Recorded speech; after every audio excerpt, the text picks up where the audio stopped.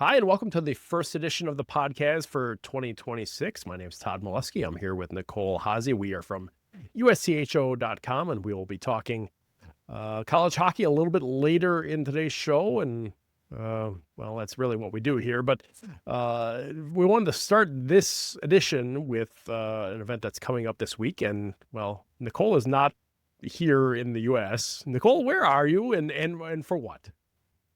I am in Sydney, Cape Breton, Nova Scotia, Canada, for the U18 Women's World Championships. So we were just talking about this offline. I am 4 hours east of Halifax, which isn't a thing I knew you could do. Like, I planned to fly to Halifax, but it's a 4-hour drive. So I am an island, like, past the mainland, but not actually. I think I'm technically past, meaning east of Prince Edward Island as well. Closer to Greenland than I am to Wisconsin, way out east, Atlantic time zone, whole new time zone to me. So tournament starts on Saturday, and I got here a couple days early to get settled in and explore a little, and then we'll be off with another version of the U18 World Championships, which, as most of our listeners know, is super relevant because tons of the players from this tournament will go on to play in the NCAA. Several of them are already committed. Pretty much everybody from US and Canada, except for the ones that are not like age eligible yet. And then several players from all of the other teams as well. I have those lists and where those players are committed up on the Victory Press, so you can check those out there. But yeah, so it's my 5th U18s in a row. So pretty excited to just be here and cover this tournament. I mean, I think it'll get a little more attention when we're in Canada, but than it has maybe when I'm overseas and I'm the only one there, so that'll be exciting. But yeah, I love coming to see these players. Several players have gone right from their U18 teams to their senior national teams. I'm not done with my previews yet, so I'm not positive. There may be somebody playing here that's on an Olympic team, but probably not, just because of the closeness of the tournament to the Olympics this year. But, this is like Chloe Primerano played in this tournament last year while she was already at Minnesota. So, yeah. That's where I'm at. So yeah, there's a lot of reason, like you said, to pay attention to this and to kind of, to understand where these players are coming from and going. But I think one of the things that I always appreciate that you come back with from this is just a little bit more of an understanding of what these countries are doing to kind of. We know what the U.S. and Canada are doing. We see them all the time, but the other countries that are part of it and what they're doing to kind of try and take steps and to make their national programs, especially at these younger ages, a little bit better. What do you feel like you've seen over these last couple of years and the 4 previous years you've done this in person, of just maybe how some of those other, the Czechias and Slovakias have grown and kind of put more importance on this event to help kind of foster that? Yeah, I think what's really interesting is all the countries will say what they're doing, but we've seen sort of different outcomes. Czechia sort of still being the benchmark for what some of the European countries have done in terms of really investing of their women's program. And for them, that went down to U18s and even U16s. And so we've seen that from them. They won their first 2 medals in a row, the back-to-back medals. So they won bronze last year and silver the year before. So for them, I think they continue to be the benchmark. We see that at the senior level. It's no different at U18s.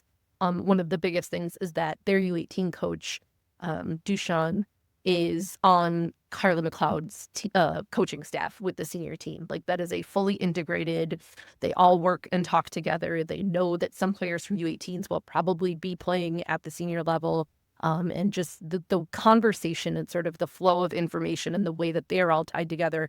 And again, down to U16, I don't know that coach's name off the top of my head, but they are all in conversation at all times. And Dusan, as far as I know, is the only U18 coach that is also on the senior coaching staff. So I think that right there is just a really huge.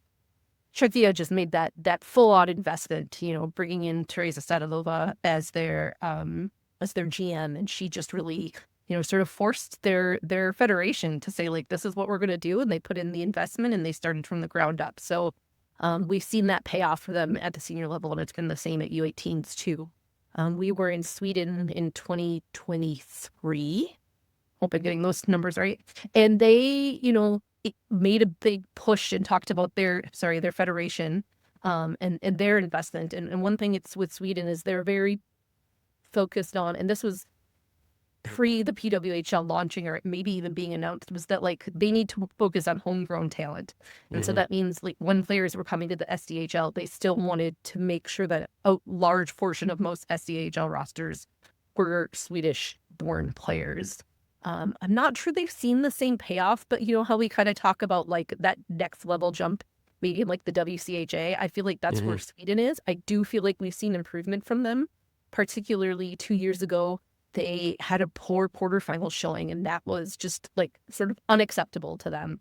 And it went from like, we could be playing for a medal to finishing, I think, 7th in the tournament. It really was the matter of like one poor game.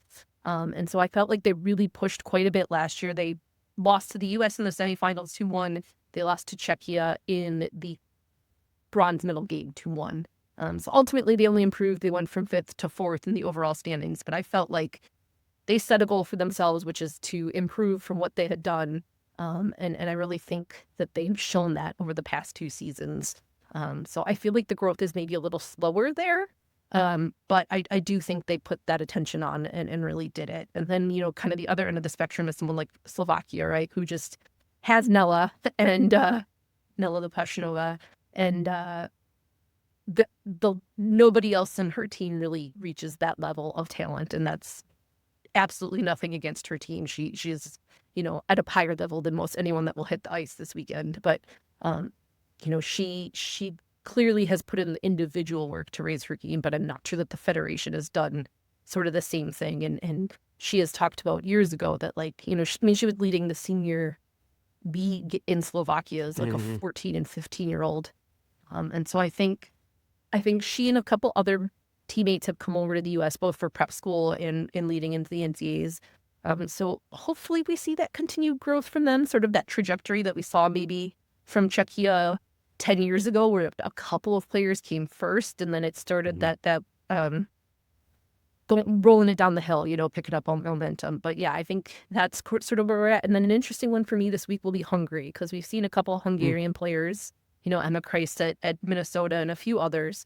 And they do have 2 players that are committed to the NCAA that I know of so far. And so they're just a program and a federation I don't know a ton about. We haven't seen them at U18s a ton. They made a big push. They were kind of head and shoulders above everybody at the level below this to win that tournament. And so I'm hoping to talk to somebody from their federation and sort of learn more about what work they're doing. Yeah. We know that Canada and the U.S. are the dominant teams at this tournament. Canada won last season's championship, beating the U.S. in the final. That's typically the way it goes, but not necessarily always. It's those 2 teams being in the final. We've seen a couple of years where or at least 1 year where I believe Czechia upset Canada. Yes, Canada didn't make it in that one. But those 2 teams being the big players here, what are you looking forward to seeing out of the U.S. and Canada for this tournament? I think in this, with the U.S.'s senior team's focus on younger talent, it puts like kind of a different perspective on looking at these players and seeing them as that next gen, that like if somebody that is heading into college next year would be part of the next Olympic cycle. And so to me, that just sort of makes me look at the group with maybe a little bit more focus, or I'm not sure how to say that, but it does just sort of change the way that I look at it. I think for both teams in the last 2 years, they really, some of the players, I say graduated because of college, but like the players that aged out are some of the biggest names that have been on those teams in recent years. And it's Chloe Primariano, it is Josie St. Martin, Maggie Sciannell, Bella Finale. Like there have been these really big names that have like people knew sort of outside of those of us that pay attention to U18s. And I'm not sure that there's like super huge names at either of these teams. I feel like it's a little more niche. There's definitely great players, don't get me wrong. But for me, I'll be looking to see who stands out and who sort of steps into that new role. There were a couple players last year that were on the younger side on their rosters that had flashes of brilliance and also some boneheaded moves because they're still teenagers. And so for me, I'll be watching for some of those returners to see how they have grown their game. Like on USA, Maggie Averill is a third-year player. And so I think we'll see a lot more from her, but she's not the same sort of like big personality. So I think she's going to be more of like that quiet leader. She's been like a 5 London defender since she was like 14. Like she's a defender in the style of Layla Edwards, right? So now that we sort of know and see how Layla works in that position, I think I'll be looking for those parallels in terms of like the long reach and the stick and that sort of stuff and what you can do from the point. But yeah, I think it's about maybe seeing like who steps up and who stands out of this next generation. So this tournament starts on Saturday, runs through Sunday, January 18th. So over those 8 days, I think there's 4 games right away on Saturday, and then at least 2 for all the days between then, unless there's a day off somewhere in there. 2 off days. Okay. How can people follow what you're going to be doing throughout the tournament?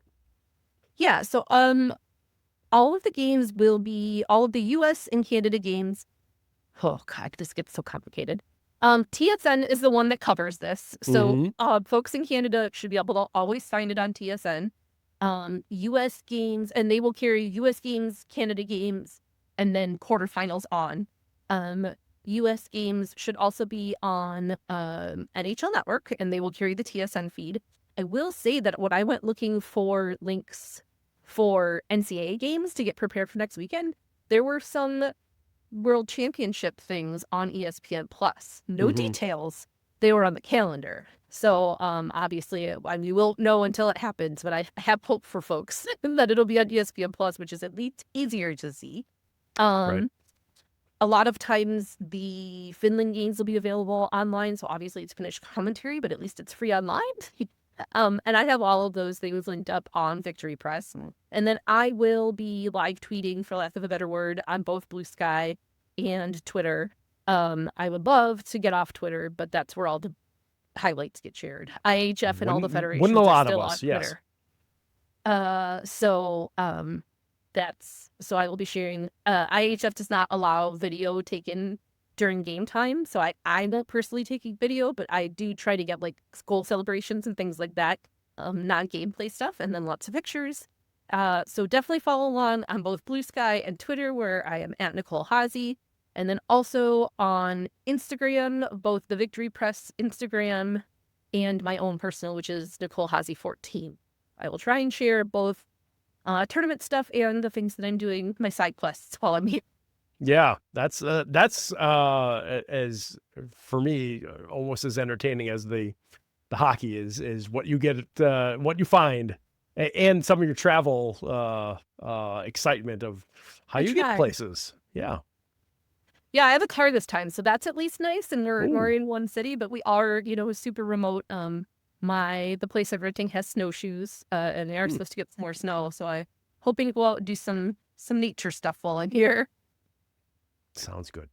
Okay, so that's the U18 tournament, but we're also getting some news lately about the Olympic rosters for the tournament that will be starting in just about 4 weeks now in Italy. I have seen 7 of the 10 teams with rosters. Haven't seen Canada, Sweden, and Italy yet. Canada is coming on Friday, as I understand it.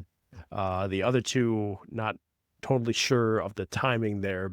But from the rosters I have seen, I've counted 29 current NCAA players from 16 NCAA teams that will be in the Olympics this season, which is, when you think that there's 45 programs playing top level NCAA women's hockey, to have 16 of them sending at least a player to the Olympics is telling you something that there's some pretty good, the talent is around the country for college hockey. That, at least that was the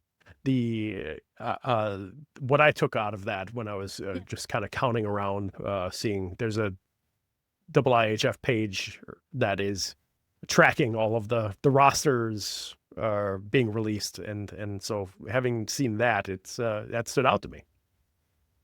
Yeah, I mean, it's not certainly not surprising in terms of we know that we've seen the growth of NC players coming from international schools, but yeah, or from international, you know what I'm trying to say, rosters. Yeah. I haven't paid as much of attention just because of the U18s and traveling, trying to keep up with it. But yeah, I think it's just really exciting, and it continues to show the importance of paying attention to the collegiate game and the role that it plays in developing international talent, particularly when the federations aren't putting in that type of time and effort. So yeah, it's why I think there's a through line here, right? Like we started with U18s. You and I normally talk about college and talking about the Olympic. There's a very clear connection and through line, and it's why we love, talking about it and making sure people know about these players, because these are the ones that are going to make the impact. On the U.S. roster, there are 7 current collegiate players out of that group of 23, which does tell you, like you're talking about, there's a youth. I don't know if the term youth movement is right, because there's still a lot of real quality veteran players on that team, but they're not that young anymore either. Right. There's a pretty good when mix. They were sophomores at the World 2 years ago, but yeah. Right, but Wisconsin has 4 current players going to the U.S. team. Minnesota has 1. Ohio State has 1. Penn State has 1. So that's a pretty good indication of that there's some, well, right there in the WCHA, there's 6 players who are going to be gone for a month. And we've talked about how that's going to change the dynamics of the league, but it's also going to be a pretty good raising of the level of their play for when they come back and they get into the playoffs too. That I'm really looking forward to seeing that of what they come back with. Yeah, well, and one of the interesting things will be how, they all talk about the speed of the game being different. When you come back from fast, slow, that game's going to feel nice and slow to them, not too slow or down. And like someone like KK Harvey, who the game slows down for her anyway, right? Like the way that she sees it, when it is actually physically slower too, like that feels scary for anyone that has to face some of these players, just because it is going to allow them, they're going to have so much more time and space than they're prepared and used to. So, you mentioned those were just the U.S. players. Like all of the teams you mentioned are going to be missing players from other countries as well. Right. We will have more to talk about the Olympics probably after the U18s, as we kind of start, we got to handle things in the order that they arrive, right?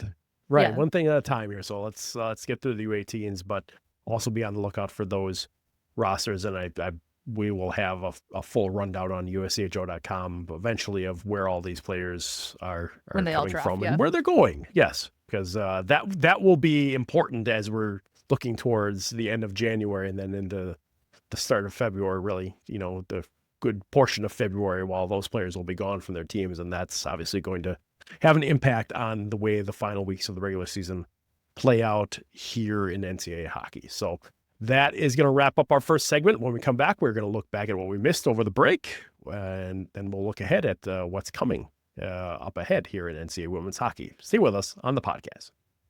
Welcome back to the podcast. Todd and Nicole with you for another look back at what we didn't kind of have a chance to talk about during the break that we were off for a couple of weeks. There are a couple of games that we missed during that time, but really it was last week when things picked up again around NCAA women's hockey. And I want to start with a series between number 2 Ohio State and number 4 Penn State in Columbus last week. The Buckeyes come out with a pair of wins in that one, 5-1 on Friday and 4-1 on Saturday. That Saturday game, Tessa Janicki cut the deficit to 2-1, but Mira Junker scored right after that to make it 3-1 and late in the first period, and off the Buckeyes went for that win. This is I was looking forward to this to see. We know how good Ohio State is. We still want to know where Penn State fits in that picture. And I think we saw that, they're not at Ohio State level. It's could you say they're just a little bit below that because they're right there with teams like, Northeastern when they went to Boston and played them and split a series there? Yeah, I mean, that's that next level. But I feel like maybe Penn State got a little bit of knowledge of where they need to be. Agreed. Yeah, I would, we should preface this all by saying, like, Penn State's still a very good team. Like, no offense to them, but Right. like, it's just clear there's a gap. And I think it's very hard to try and bridge that when you never play at that level. Like, again, like I've always feel guilty and feel bad having these conversations. Like, we're calling people out, but I just like Penn State does not get the opportunity to play at the pace that game was, or with the pressure. I mean, I think a lot of teams give a lot of pressure, and I think Ohio State is the one that does it the most. Like, that is the hardest sort of test you're going to get in terms of like losing time and space, like having to make quick decisions and sort of resetting. I feel like those scores are maybe a little generous to how close those games actually were. I think Penn State just really struggled. I mean, if they got the puck out of the zone, then they immediately had to go change, and then Ohio State was sort of right back at it again. And so I think, like you said, I think it's a huge learning opportunity, and it shows you exactly like where you need to be in 3 months' time. Like, it's a really good time to go do that and get that gut check and know like what you have to work on. And Penn State has, made the NCAA tournament twice now and then not gone as far as they would like to. And so what is it going to take to make that next step? And like, I think it was just sort of very clearly on display in that series what they would need to do. I thought Katie Sub played really well. I thought the defense played pretty well. But Ohio State just owned puck possession for most of those two games. And it was a good play from the defense and the goalie that kept them from being, sort of more of a blowout than they were. Penn State did get a 1-0 win over number 10 Cornell right before New Year's, December 30th. Disa made 35 saves for that shutout, and that was every one of those wins where they beat a team that's still kind of in the upper levels of the NPI is going to be important for them as they build kind of that numerical argument for being in a top 5 spot in the NPI when it's all said and done. So that I thought that was even though it came before that Ohio State series, that was a point in their favor that they did get that one done. Yeah. Yeah, I think for them now it's about bouncing back too, right? Like, yeah, sure. you got smacked around a little bit. Like you lesson learned. Like, how do you react to that, and what does it do for you and to you as the season goes on now? Mm-hmm.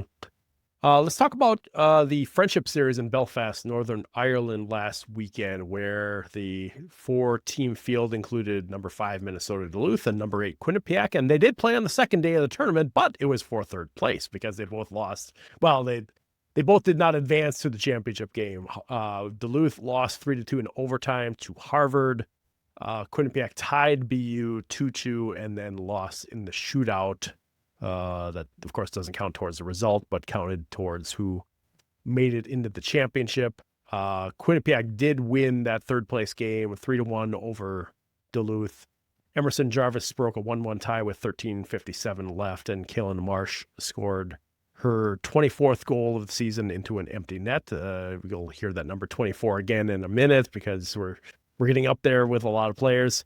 And then BU won the championship with a 3-2 win over Harvard. Neely Nicholson with the go-ahead goal, 7:14 left in that one. So we've talked about BU not having the first half that they wanted. Went the way I would have thought. Right. Yeah. And yet here they are winning the championship right off the hop in the second half. So that's something for them to build on. It's a real uphill battle for the Terriers in the second half, given the record that they had in the first half. But is there some concern here for Minnesota Duluth in that had to come from behind in the game against Harvard just to force overtime? We're down 2-0, scored twice in the third, got 57 shots on goal and only scored twice. Ainsley Tuffy with 55 saves in that one. And if you were watching that, the gentleman who was doing the play-by-play was doing an amazing job of calling out those saves. All game. Yeah. Yes. He was delightful. Yes, it was. And we'll talk a little bit more about this in a couple minutes, but now Duluth comes home, has Wisconsin coming into their building. There's really no time to wallow in things right now for the Bulldogs. No, I think the concern probably needs to be about like shot selection and sort of puck protection. Like if you just shoot the puck because you can and you wildly miss the net and then the other team gets it, like what was that shot for? What did it accomplish besides a turnover? And so UMD is not a team that usually puts up 57 shots. That's like not their MO. So the whole thing was just really weird. I mean, they hit some posts, they had some bad puck luck for sure. But yeah, it will be for now it's a flop and I'll have some questions. But I feel like it could be the first data point in some, something as time goes on. I mean, could it be traveling? Could it have been, obviously like you and I were talking about being sick. They were going through, every team's going through the same thing. But yeah, it is also bigger ice. And I did feel that at times you could tell that like people were exhausted on all four teams, to be fair. Sure. But like Minnesota Duluth plays at St. Cloud State. It's not like they never play on big ice. So of those four teams, Duluth should have been in the best position for it. Yeah, I don't know. I thought it was weird, but I felt like it was one of those things where like then they just started gripping their sticks too tight and they were just really trying to force it. And then they really got out of their game and what they tried to accomplish. But I think, the big thing has to be about just sort of smarter decisions with the puck overall. And then, like in that overtime, they had a 3-on-1 where they didn't even get a shot off. Like what happened there?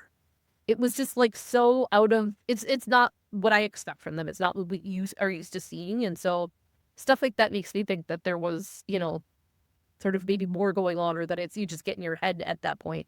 But yeah, that they did that in pretty much the next play. Harvard went down and won it. But like, hey, good for Harvard. And I feel like Harvard is there's a lot of going on and Harvard, probably isn't going to win a thing. So maybe like not getting enough attention, but the turnaround there over the last two seasons, like they're having a stellar season compared to where they were in the last 2 years. Right. That's a huge win for them. But also I just wanted to say, I think it's really funny that BU and Harvard went to Belfast to play each other for a championship game. Like there's 1.5 miles between those two campuses. Right. A long way to go, but I mean, but it looks like an awesome trip. I'd love to do that at some point. I want to just go sit next to the announcer. There. Well, now. I mean, aside from his accent, which was A+, there was an enthusiasm about like every bit of it. He was so excited to be watching high level women's hockey, and it came across in everything. And like you said, every great block, every save that Ainsley Tuppy made. It was like the most fun I've had watching a sort of like regular game and just like a game with nothing on the line, just because his enthusiasm. It was joyful. It was so much fun. Yes. Love to hear that. We had a rash of hat tricks over the weekend as well in some games that were really, really uncompetitive. Clarkson beat St. Michael's twice, 15-0, and then 9-0. Sarah Manis with the hat trick in the first game. Andrea Trinkova 5 assists in that first game. Princeton beat Stonehill 10-0 on Saturday. Izzy Wonder 4 goals and 2 assists. Mackenzie Alexander 3-3-6. And Minnesota beat Sacred Heart 14-2 on the road on Saturday. Abby Murphy with 3 goals and 4 assists. Nellie Leighton 3 goals, 2 assists. Abby Murphy, that 3-goal game got her to 24 goals for the season. So that race is continuing to evolve as we get into the second half here. But there were some big numbers put up over the weekend in a non-conference start to 2026 that wasn't exactly pretty sometimes. I mean, we went over this at Thanksgiving with the Wisconsin games in Nashville, so I don't know that we want to go too far on it. But just to point out that like that was not a one-off, and we should stop doing this. It's bad. It's not good. I don't like it. St. Michael's has one win all year. Like there's no, they don't deserve having to go through that. And we went back and forth and about all of the reasons, but I just seeing all those scores this past weekend, it was like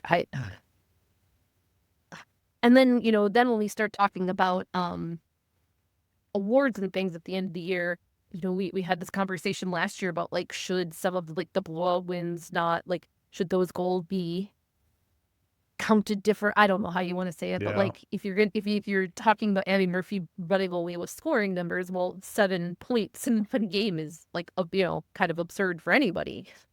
So like at what it skews things, it makes things difficult, and also I just like this isn't fun for anybody. Let's stop doing it. Can we stop doing it? I want to stop too. Who do we got to talk to?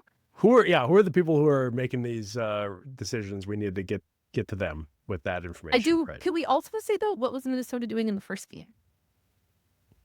Like, how is that? Yeah, how did we get from 4 to 14? Or was it 4? I think in the first day. Yeah, it was 4.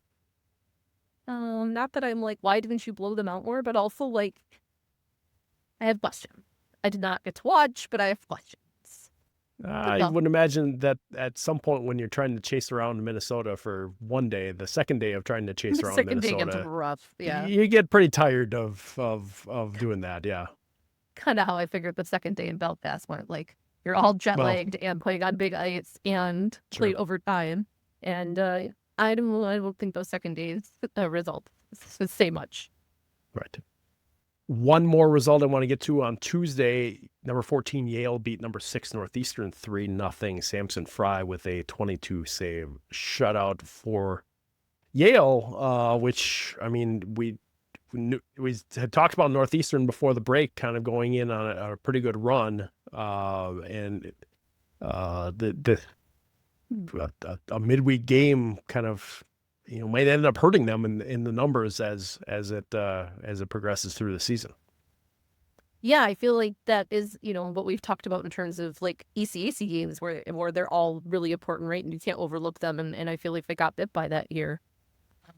I again, unfortunately didn't get a chance to watch with the traveling to Far East Canada. But yeah, I don't know that that it's anything we haven't covered, which is that like these games just are really important. Yale's been flirting with the bottom of the standings, the poll, for the last few weeks. I think it's on any given day. I mean, hockey loves those Tuesday games, and I think they've got to be really difficult. So I've always thought that's not really fun for those student athletes. But yeah, I don't know. Do you have any thoughts on this one? My thought is that Yale I don't think this is the last we're going to hear of Yale either. I mean, they feel like they're going to be a team that's going to throw a real challenge at a lot of the half of ECAC right now. At the top of ECAC as the second half goes on. So that's my thought on it is, I don't know how much to put into these first games back after break necessarily all the time, because for a team, if a team's been off 3 weeks, 4 weeks, sometimes that's rough. To try and get the speed back right away when you're playing another team instead of just practicing against your own team. And so I feel like there's some grace there on the Northeastern side, but I do like that result for Yale. About that. Right. That result's going to count no matter what. So. Yeah, like I don't think that's anything bad about where Northeastern is in their progression, but I do know that it's going to hurt them. So it's what yes and. Yes, exactly. Okay, we're going to step out for another quick break. When we come back, look ahead to what's coming this weekend in NCAA women's hockey. Stay with us on the podcast. We're back with the podcast. Todd and Nicole wrapping things up this week with a look at what we have coming up on the schedule. Let's start in the WCHA this week, where we've got 3 series between teams that are ranked in the top 15. Ohio State playing at number 15 St. Cloud State. Number 3, Minnesota with a home-and-home series against number 12, Minnesota State, and then number 1, Wisconsin at number 8, Minnesota Duluth. And we talked a little bit about this before, but I am really looking at Duluth and how they bounce back from losing a couple games in Belfast last week, and knowing that they probably should have beaten Wisconsin in Laban earlier this season. Right. Had a lead in going into the last minute of a game and somehow lost it in regulation. I feel like there's obviously a team there that can beat Wisconsin and can put up the goals and be physical enough to throw Wisconsin off of its game. We just need to see whether that's going to be the Duluth team that we see on the ice this week. Yeah, and like maybe amend a little what I was saying before in that like I do think UMD needs to take more shots against Wisconsin. I do think they can get a little picky. So I think it's about finding that balance, right? So maybe I amend that a little, but it's about putting all of those bits together. It's like I feel like when they play really great defense against the Badgers, then that really takes away from their offense, and they haven't been able to. And against a team like Wisconsin, you simply have to score goals. Like I don't mean like one, I mean several goals. You're gonna have to put the puck in the net. And so I feel like they haven't progressed to the point where they're putting all of those little bits together, where they're playing great defense, where they're being really physical, and where they're being their best offensive selves. And so it's a matter of them we've seen them do all those things in other games, and it's about if they can put all those bits together. But also Minnesota Duluth is almost like of the other top WCHA teams, maybe the one that's given Wisconsin the most regular trouble year after year, the last 4 to 5 years, would you say? I mean, Ohio State's obviously been a pretty Yeah. consistent thorn in Wisconsin's side, but yeah, I mean, Duluth has, if not taken them to overtime a couple times, from what I remember, they've won a couple of games in Duluth, and I feel like Yeah. did they win a 1-0 game at Laban a couple of years ago too. So yeah, there's been opportunities for the Bulldogs to to show that they're right there on that same page, and they've done it a few times. Yeah, so it'll be interesting. Like there's a lot going on. Like the Wisconsin players have had all the Olympic announcement and their stuff Right. there, and those players have been off doing other things. And like we talked about, Duluth needs this bounce back a little. And so I think there's a lot of sort of, aside from just head to head on the ice, there's a lot of other stuff surrounding it, and I think it's how both of the teams handle some of that stuff that will really be important here. The Minnesota State home and home. I believe I'm remembering it right that the Mavericks won both ends of that first time the teams played on a weekend this season, and I'm sure that the Gophers remember that, and so I have to imagine they will be a little charged up to make sure that doesn't happen again, or that the Mavericks don't get a win this week. Yeah, but as you were saying, those first games back can be really difficult, and I'm double checking myself, but I don't think either of those two teams have played yet, have they? The Gophers did play Sacred Heart last week. Oh yes, that's right. I apologize.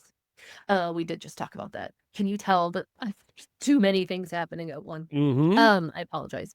Yeah, I can't imagine Minnesota State is able to pull it off again.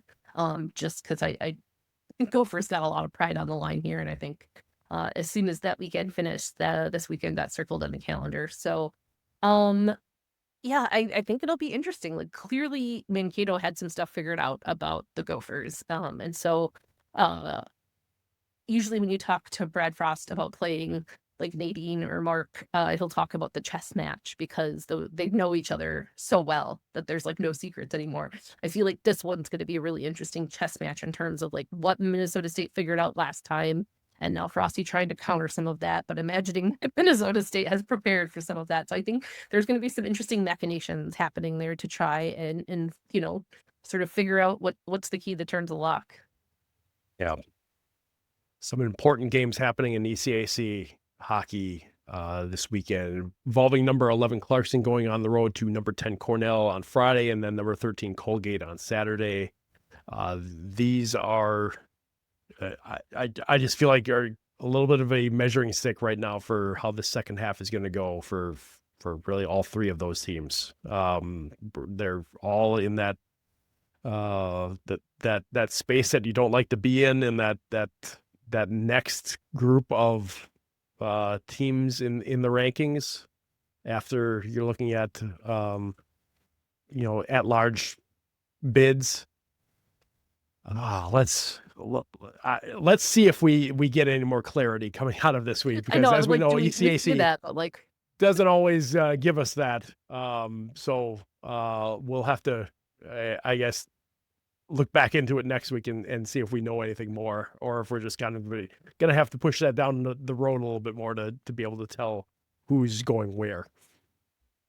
Well, I think importantly too, not just in national rankings, but in conference standings, right? Like, yeah, the ECAC conference standings have been so crazy. I mean, at this point, Colgate is what, 7th as the 13th country. I mean, it's the ECAC standings are wild at the moment, and so and we're still talking. So Colgate in 7th is less than 6 points behind Princeton in 1st, and so it continues to be. I feel like we could end up with ties, and like you said, we kind of don't actually learn anything when all is said and done. Nobody really has pulled away, but I do think that, I mean, every one of those points and half points is going to be really important, and so that, I think, more so than national clarity, is we might see some movement in the ECAC standings.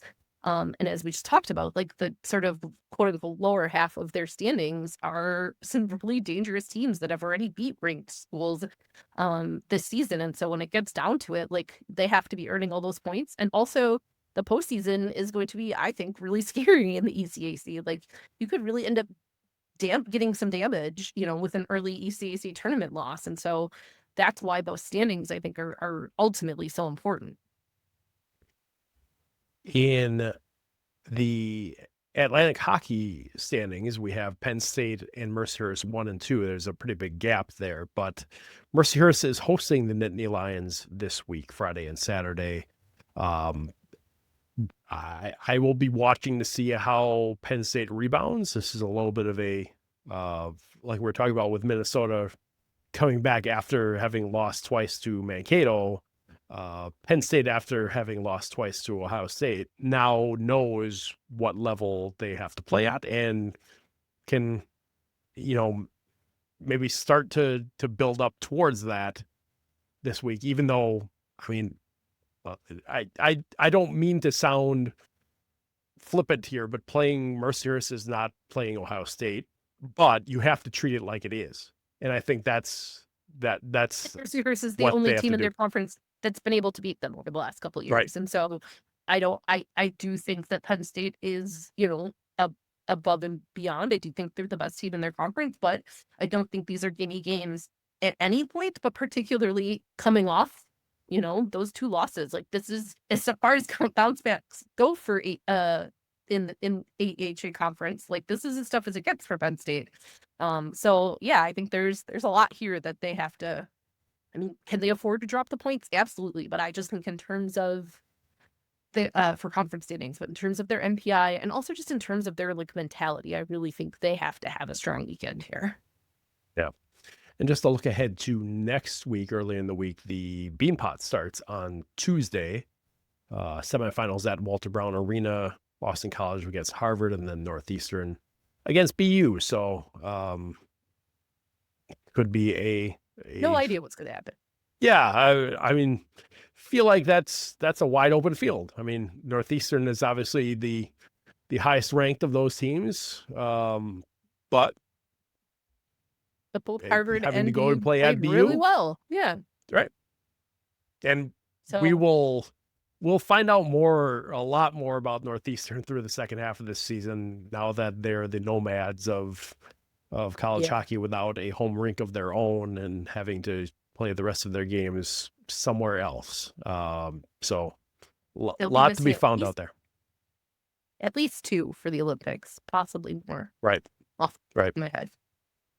Someone, that sounds right? for Switzerland. Don't they have a French player as well?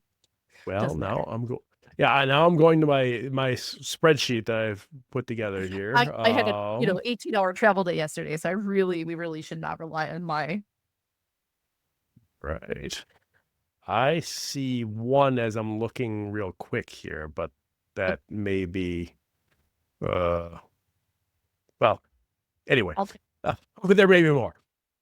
Alessia Bachelor from Switzerland. Yes. Right. So, so that'll be fun to have some Tuesday night hockey next week to watch, and we will. I'm not sure. We're not totally sure what our schedules are like. With maybe noticing that this podcast is coming out a little later in the week than normal. Nicole being traveling and us both being sick and having other schedules. You don't to want work to listen around. to us with how we sounded earlier in the week, at least for me. So I apologize for the schedule, but know that I would have been a frog in your ears and you would not have enjoyed it. So our apologies, but yeah, things are a little flexible right now with the U18s. I was just going to pull up the schedule again. 4 game days at the U18s are rough. So Yes. yeah, we'll do our best to keep bringing everything, but yes, we'll be on an interesting schedule for the next couple weeks.